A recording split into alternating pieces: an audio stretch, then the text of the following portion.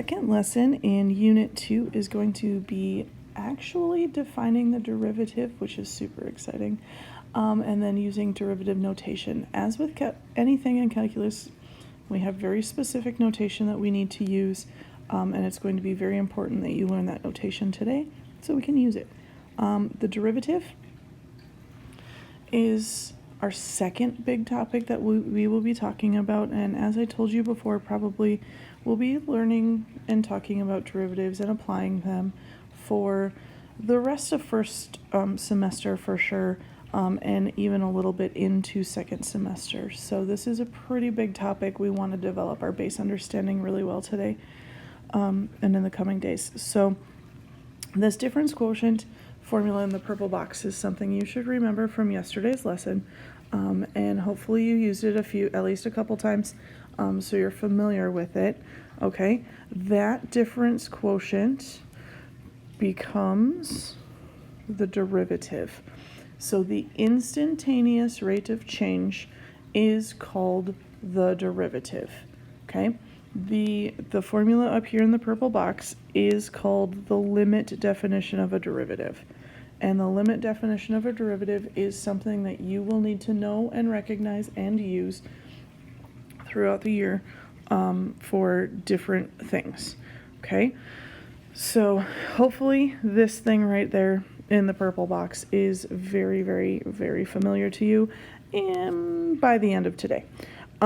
So that is derivative, and our derivative notation, check this out, is this guy right there. We say f prime of x.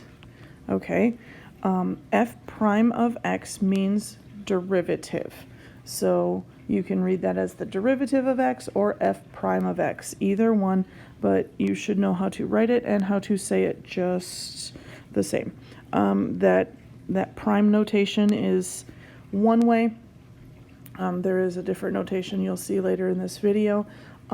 One notation is preferred by Newton and the other one is preferred by Leibniz. Again, I have my preference, but we will be using both, so just get used to both of them. So limit h approaches 0, f of x plus h minus f of x all over h is equal to the derivative of a function.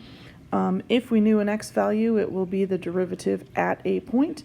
If we don't know an x value, it will just be the general derivative of a function. So let's see if we can find our first official derivative.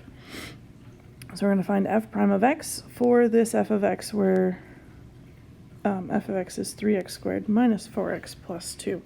So the formula is up top. We're going to use proper notation as always. So f prime of x is going to equal limit h approaches 0.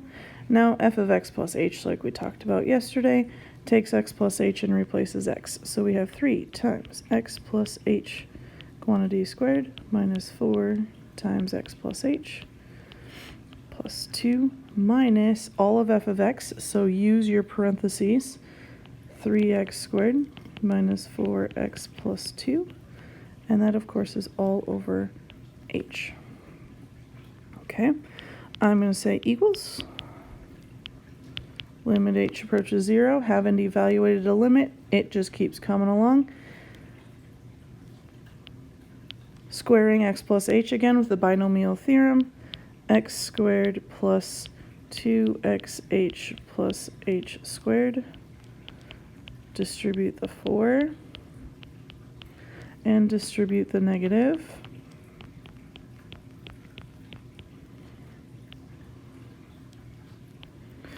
And coming up real soon, there's going to be an excellent way of checking to make sure that you have multiplied and distributed everything correctly.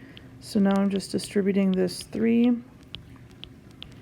and everything else stays the same because I did it all before. So copy it carefully. And what's better than a huge fraction? Well, not much, honestly. So now let's look for things that cancel out. And this is this is the step where you can kind of assure that you have done all of the distributing and foiling and all of that kind of stuff correctly. So 3x squared and negative 3x squared cancel. A negative 4x and positive 4x, positive 2, negative 2. Now, if you take a quick look and see it, everything in the numerator that you haven't crossed out, they all have an h in them. That is a good indication that we have actually multiplied and distributed correctly, because we need to be able to factor that h out to cancel the problem on the bottom. So I'm going to factor out the h on top, and I would have 6x plus 3h minus 4. And cancel one last time. Plug in 0 for h, because now our problem has been eliminated. So our derivative f prime of x is going to be 6x minus 4, because that 3h, remember, would go to 0. So our derivative, our very first official derivative, f prime of x is equal to 6x minus 4. And you're done. Now, we could, as a follow-up question, ask you to maybe evaluate the derivative at a particular x value. So say we wanted f prime of 2. We could do that. We have our f prime of x equal to 6x minus 4. Just like evaluating a function, evaluating a derivative just replaces your variable with the number. So we would have 6 times 2 minus 4, and 12 minus 4 should be 8. So we can evaluate derivatives much the same way as we evaluate functions. Okay, once you have the equation for derivative, you can evaluate it anywhere. Okay, super fun. So here we have a new f of x, 3x squared minus 4x plus 2. Just kidding, that's the same one that we just had, right? 6x minus 4. Yeah. So we already know that f prime is 6x minus 4 because we calculated it on the last step. So we're going to use that and evaluate each of these derivatives, kind of like I just talked about. So f prime of 1 would be 6 times 1 minus 4, so it's 2. F prime of 0 is going to be 6 times 0 minus 4, so it's going to be negative 4. And f of 1.6 is going to be 6 times 1.6 minus 4. I think I need a calculator for that. 6 times 1.6 minus 4, 5.6. Okay, so we have our derivatives at certain points. So f prime of 1 means something about this point on the graph. All right, it's clearly not the function value because that looks like it's 1. F prime of 0 being negative 4 has something to do with this point over there. And f prime of 1.6, if I can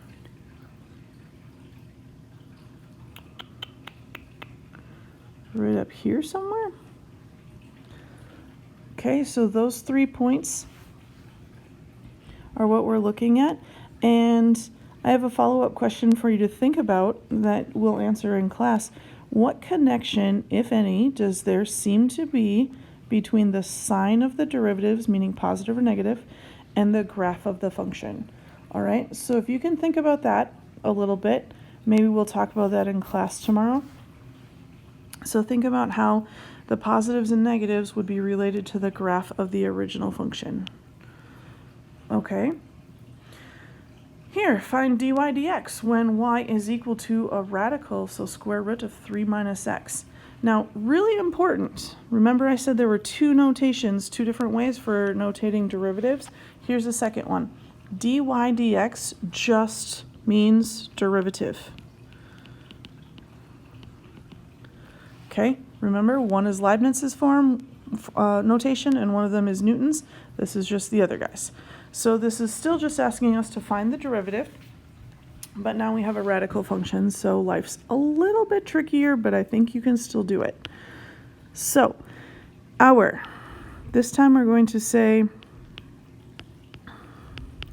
dy dx of square root of 3 minus x is equal to the limit h approaches 0. So we can't say just dy dx equals.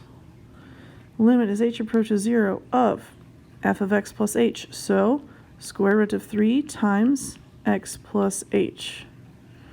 Or 3 minus x plus h, sorry. Minus the original square root, original f of x, all over h. Okay, we still have a problem evaluating that limit because of the h in the denominator. So our trick, remember, when we have radicals, is to multiply by the the conjugate. So we're going to multiply by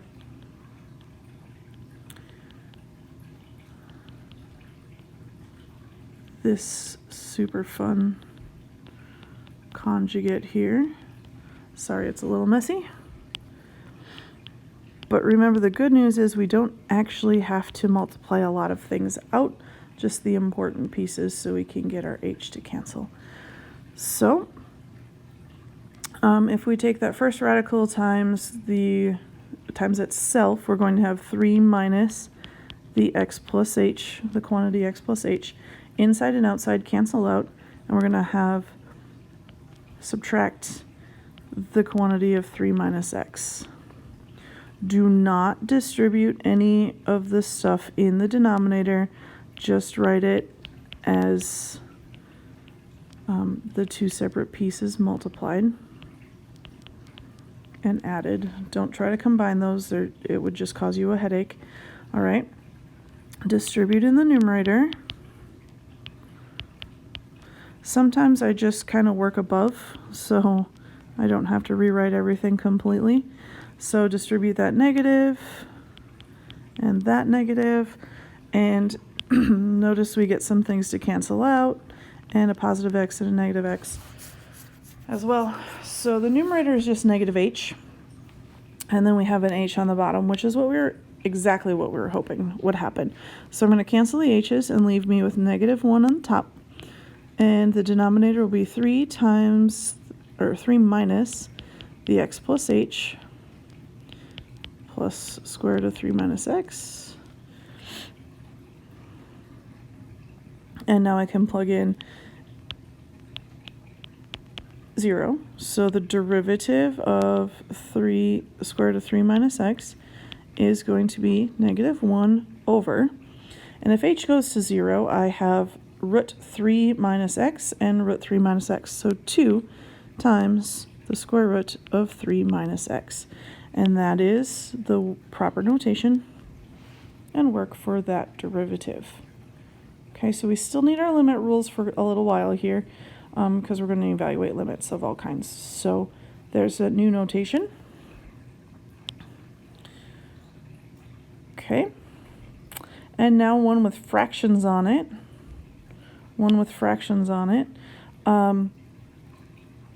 It's going to work the same way. I won't waste too much more of your time on the video, but I will have this example posted as part of the completed thing. But under the box here, in case you missed it, instantaneous rate of change is the derivative, and our different derivative notations that we have talked about or that you have seen. The third one here, d dx, just means find the derivative of this function.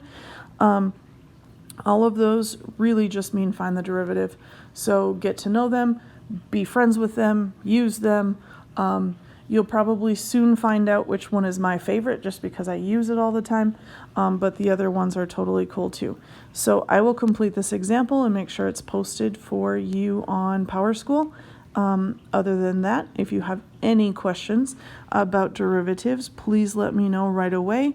We're building a really good foundation here, so if you have questions right away, ask, don't wait, and